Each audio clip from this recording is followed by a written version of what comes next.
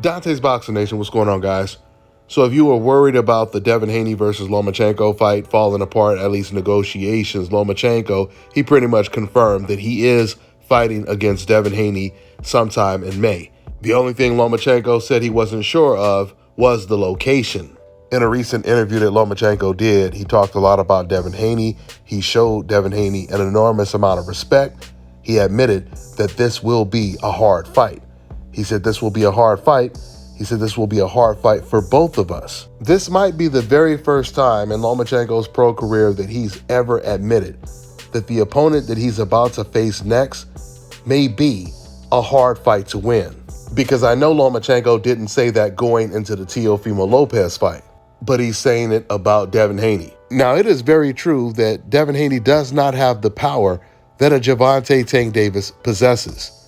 But you have to ask yourself this question. Why is it Lomachenko, he has always wanted to fight Gervonta Tank Davis. He's been calling out Davis for years. But it was Devin Haney that forced Lomachenko to vacate his belt. That's right. Loma chose to vacate his title rather than defend his title and fight the mandatory, the number one contender, Devin Haney. That's how Devin Haney became the WBC champion. Just like that's how Lennox Lewis became the heavyweight champion, because Riddick Bowe did not want to fight his mandatory Lennox Lewis. You guys need to also remember that when Ryan Garcia was asked a couple years back, who would be his most difficult fight? Which would be the most toughest fight out of the fighters in the Fantastic Four?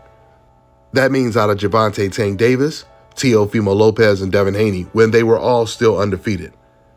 And Ryan Garcia said Devin Haney would be the most difficult fight. That would be his toughest challenge. It's really ironic when you think about the fact that non-black boxing fans, they try to use Devin Haney's level of power as a justification for why they personally don't like him.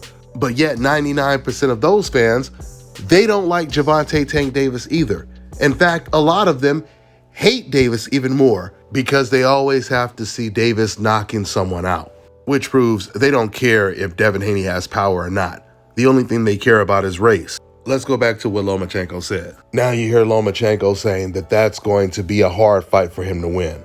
But you definitely have to give Lomachenko credit for taking this fight, because he could have just waited around until Devin Haney decided to vacate the belt and just fight for some of the vacant belts. But Loma didn't do that. And matter of fact, in his recent interview, he was asked, why is it so important for him to fight against Devin Haney for Undisputed? And this is what Loma said. Because, every time you need to put a goal in your life and take your goal. If you didn't do this, life is not interesting. Life is not serious. That's why every time you need to put a big goal, and you need to be very focused on your dream. That's why it's very important for me. Then I was in Olympic. Hey. What's up, man? From my childhood, I want to be Olympic champion. It was my first goal in my life. You did it twice. It's very hard to do once. Yes, but then you came in a professional boxing. I think then you come in a professional, you want to be a world champion. And of course, if you're a professional, you want to be undisputed world champion.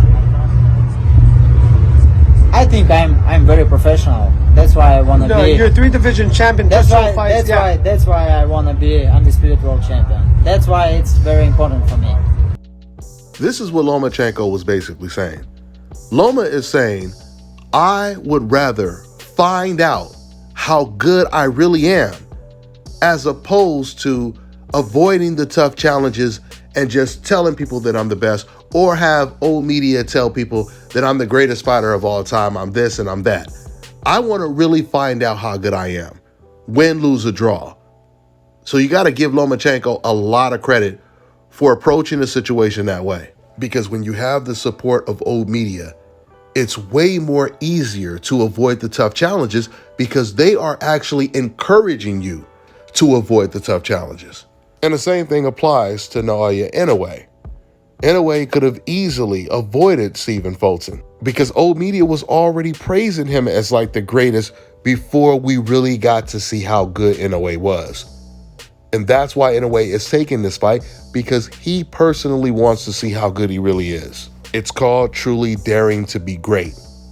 You know, I'm going to tell you guys right now, I truly believe when it comes to these three big fights, Inoue versus Fulton, Gervonta versus Ryan Garcia, and Devin Haney versus Lomachenko, I truly believe Devin Haney has the toughest assignment. I believe when it comes to Fulton versus Inoue, I think Fulton's going to win that fight easy. I think Gervonta Tank Davis is going to be challenging against Ryan Garcia, at least in the first 3 rounds, maybe even the first half of the fight. But after that, I believe he completely takes over. I think when it comes to Lomachenko, his skills are obviously far more superior. It's not even close. In fact, I would put Lomachenko on the list of special fighters. Inoue and Ryan Garcia, they're not special at all. They're very good fighters, but they're not special. And this is the reason why I agree with Lomachenko that this will be a hard fight for both fighters.